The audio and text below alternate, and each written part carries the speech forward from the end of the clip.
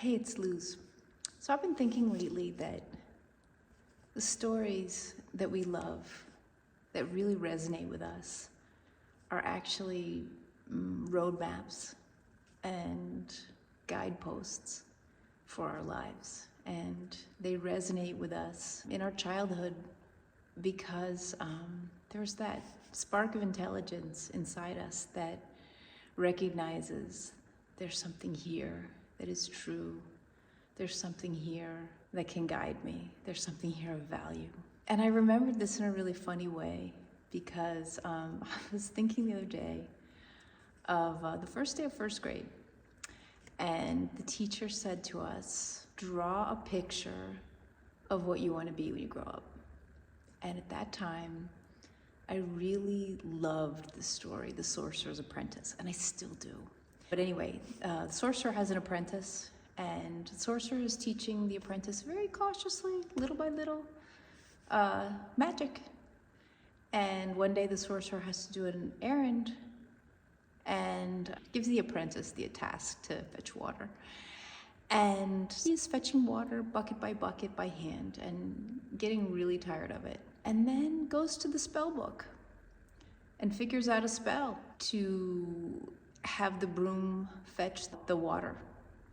And at first, the sorcerer's apprentice was thrilled. Oh man, I did magic, and magic's gonna do the job for me.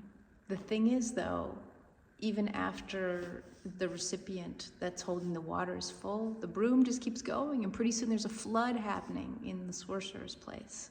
And fortunately for the apprentice, the sorcerer comes home and has the appropriate spell to make the broom stop fetching the water.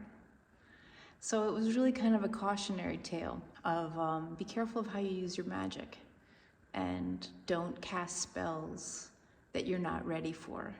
Of course, I didn't see it that way as a 5-year-old when I was going into first grade. I saw it as, well, yeah, he just needs to get better at magic.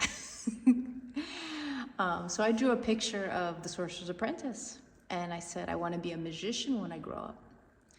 And I remember I drew all kinds of alchemical symbols, just strange equations on my drawing. And I remember explaining very earnestly to the teacher, I'm going to be a magician, but not the kind of magician that pulls a rabbit out of the hat, a real magician. And I think there's something so telling about that story for me as a life map, learning how to work with energy and intent.